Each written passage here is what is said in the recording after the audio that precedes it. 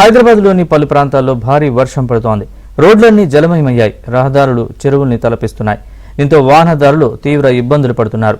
IT corridor వంటి ప్రాంతాల్లో భారీగా ట్రాఫిక్ జామ్ అయింది.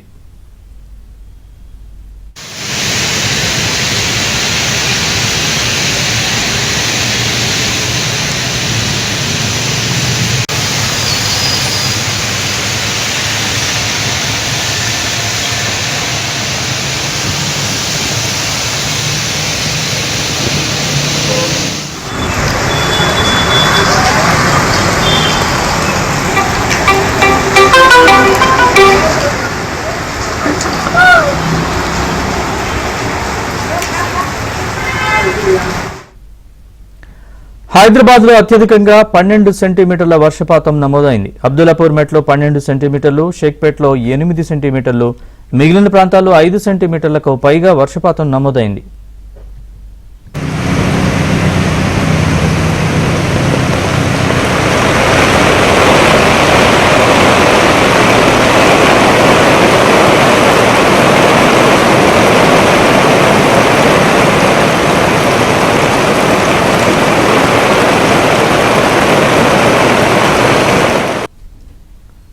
హైదరాబాద్ విజయవాడ జాతీయ రహదారిపై వరద ముంచెత్తింది. భారీ వర్షం నేపథ్యంలో జీహెచ్ఎంసీ బృందాలు అప్రమత్తంగా అయ్యాయి. గచ్చిబౌలిలో గోడ కూలి ఒకరు మృతి చెందారు. వర్షపు నీరు రోడ్లపైనే ఉండడంతో వాహనదారులు తీవ్ర ఇబ్బందులు పడుతున్నారు.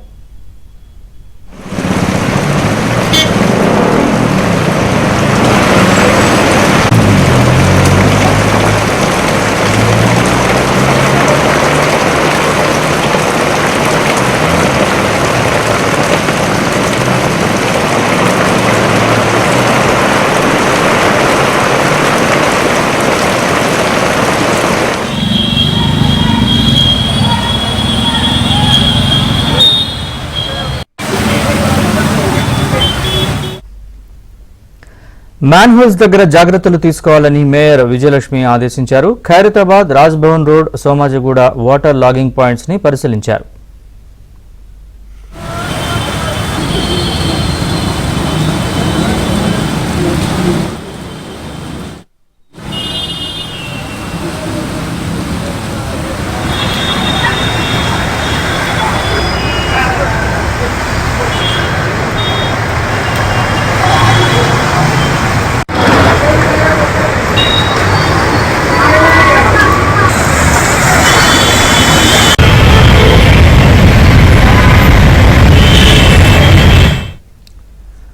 ఆసిఫ్ నగర్ లో ఇద్దరు గల్లంతయ్యారు.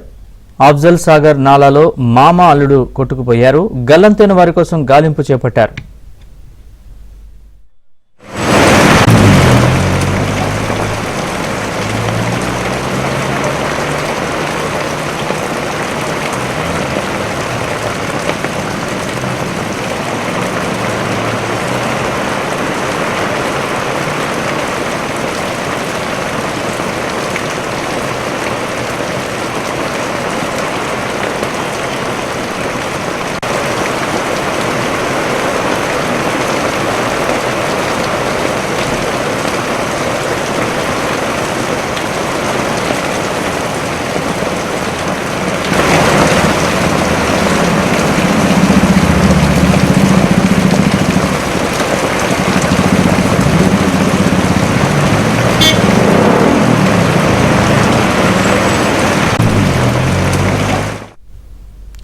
హైదరాబాద్ లోని పలు ప్రాంతాల్లో భారీ వర్షం పడుతోంది. రోడ్లన్నీ జలమయమయ్యాయి.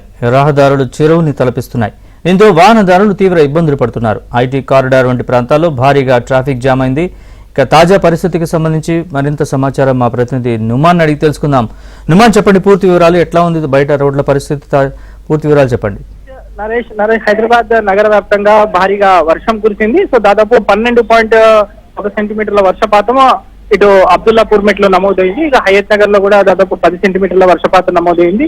ఇక షేక్పేట్ లో 8.8 సెంటీమీటర్ల వర్షపాతం నమోదైనటువంటి సిచ్యువేషన్ ఉంది. ఇక రాగల గంట నుంచి గంటన్నర పాటు ఒక మోస్తారు వర్షం కురిసేటటువంటి అవకాశం ఉందని వాతావరణ శాఖ అధికారులు చెప్తున్నారు. సో భారీ వర్షంతో ఇటు సిటీలో కొన్ని ప్రాంతాలు, ముఖ్యంగా లోతట్టు ప్రాంతాలు జలమయంగా మారాయి. ఆసిఫ్ నగర్, అఫ్జల్ బస్తీలో ఇద్దరు గల్లంతయ్యారు. సో ఆసిఫ్ నగర్ లో ఏదైతే నాలాలో మామ అల్లుడు కొట్టుకుపోయినట్టు తెలుస్తుంది. సో నాలాలో కొట్టుకుపోయిన వారి కోసం ఇప్పటికే ఇటు జిహెచ్ఎంసీ అండ్ హైడ్రా టీమ్స్ ఇటు పోలీసులు గాలింపు చర్యలు చేపట్టారు. మరోవైపు ఇటు ముషీరాబాద్ దోమలగూడ వనస్థలిపురంలో పూర్తిగా ఇళ్లలోకి వర్షపు నీరు చేరింది. గచ్చిబౌలిలో గోడ కూలి ఒకరు మృతి చెందినట్లు సమాచారం, నలుగురికి గాయాలైనట్లు తెలుస్తుంది. గచ్చిబౌలిలో ప్రస్తుతం పురాతన ఇంట్లో ఒకరికి ఎదురు గోడ కూలడంతో నలుగురికి గాయాలయ్యాయి, ఒకరు మృతి చెందినట్లు తెలుస్తుంది. ప్రస్తుతం GHMC rescue teams and GHMC Hydraa teams అక్కడికి చేరుకున్నాయి. ముఖ్యంగా ఏదైతే సిటీలో శిథిలావస్థలు చేరి పురాతనంగా ఉన్నటువంటి భవనాలు కూడా చాలా ప్రమాదకరంగా మారాయి. సో వాటి మీద కూడా ఇప్పటికీ జిహెచ్ఎంసీ అధికారులు ఫోకస్ పెట్టారు. దాంతోపాటు ఏదైతే ఇప్పుడు గచ్చిబౌలిలో జరిగినటువంటి ఘటన నేపథ్యంలో బల్దియా అలర్ట్ అయింది. జిహెచ్ఎంసీ టౌన్ ప్లానింగ్ అధికారులు హైడ్రా టీమ్స్ ప్రస్తుతం గచ్చిబౌలిలో గోడ కూలినటువంటి ఘటనలు అక్కడ చేరుకున్నటువంటి పరిస్థితి ఉందని చెప్పొచ్చు. మరోవైపు ఇటు RTC cross road, Musheerabad, Ashok Nagar లో కూడా పూర్తిగా ఇళ్లలోకి వర్షపు నీరు చేరినటువంటి సిచ్యువేషన్ అయితే మనకు కనిపిస్తుంది. దాదాపు సిటీలో కంటిన్యూషన్ గా ఒక గంట పాటు దంచుకొట్టినట్టు వర్షంతో పూర్తిగా నగర జనజీవనం అస్తవ్యస్తమైంది. సో ఈ రోజు వీకెండ్ కావడంతో కొంత ట్రాఫిక్ జామ్ అనేది తక్కువగా కనిపించినా కూడా భారీ వర్షం అయితే కురిసింది. రోడ్ల మీద ఎక్కడికక్కడ వర్షపు నీరు నిలిచిపోయింది. ఇటు మెట్రో స్టేషన్ల కింద కూడా వర్షపు నీరు నిలిచిపోయినటువంటి సిచ్యువేషన్ అయితే మనకు కనిపిస్తుందని చెప్పొచ్చు. ఇక ఆసిఫ్ నగర్ లో ప్రస్తుతం ఇద్దరు గల్లంతయ్యారు. ఆ గల్లంతైన వారి కోసం, నాలాలో కొట్టుకుపోయినటువంటి వారి కోసం GHMC disaster teams and GHMC monsoon and Hydraa monsoon teams గాలింపు చర్యలు అయితే చేపడుతున్నారు. సో ఎక్కడైతే నాలాలో కొట్టుకొని పోయినటువంటి వారు ఇద్దరు ఉన్నారో వారు దానికోసం మ్యాన్ హోల్స్ అంతా కూడా ఓపెన్ చేసినటువంటి సిచ్యువేషన్ మనకు కనిపిస్తుందని చెప్పొచ్చు. మొత్తానికైతే సిటీలో చూసుకుంటే అత్యధికంగా రికార్డు స్థాయిలో 12.1 సెంటీమీటర్ల వర్షపాతం నమోదైంది.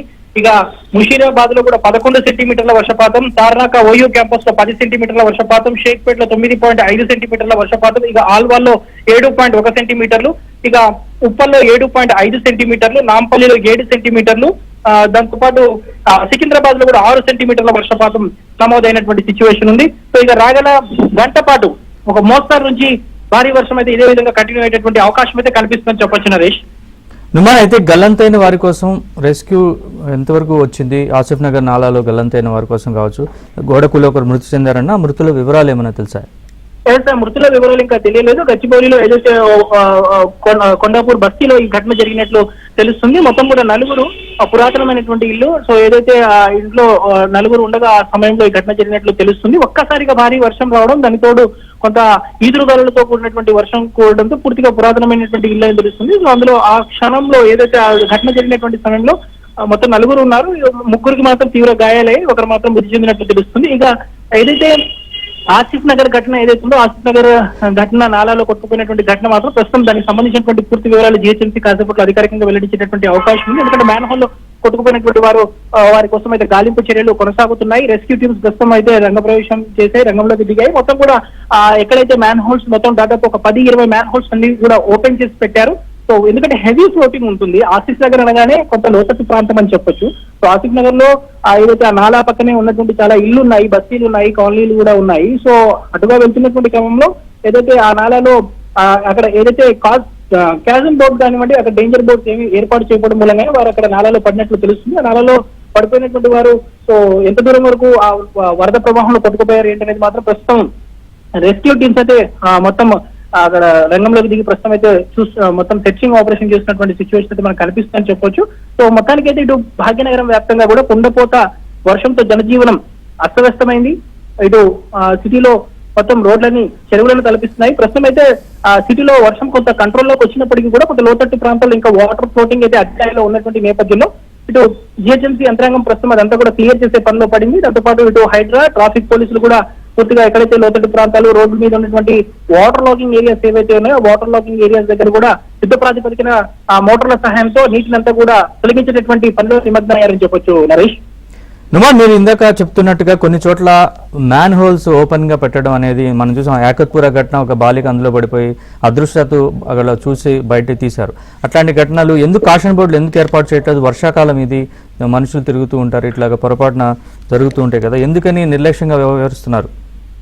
అయితే ఇటు జిహెచ్ఎంసీకి, వాటర్ బోర్డుకి, హైడ్రాక్ మధ్య సమయం లోపం అనేది చాలా క్లియర్ గా కనిపిస్తుంది. ఎందుకంటే మొన్న మనం చూసాము యాకత్పుర మౌలాక జిల్లాలో ఒక చిన్నారి ఆ మ్యాన్ హోల్ లో పడింది. వెంటనే అక్కడ ఉన్నటువంటి స్థానికులు ఆ చిన్నారి తల్లి వెంటనే తీసింది.